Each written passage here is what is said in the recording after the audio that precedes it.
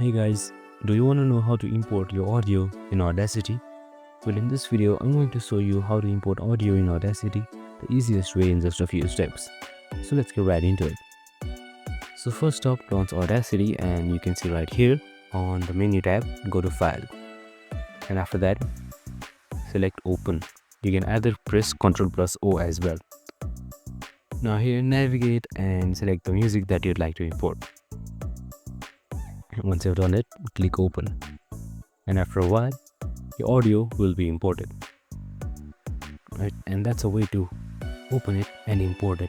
There is also another way, that is directly opening the file manager, navigate towards what you'd like to export, click on the track and then just drag and drop it towards the application. And that's it. As you can see, it has been imported easily. I hope this video helped. If it did, make sure to like, subscribe and tune in with us for more related videos. See you in the next one.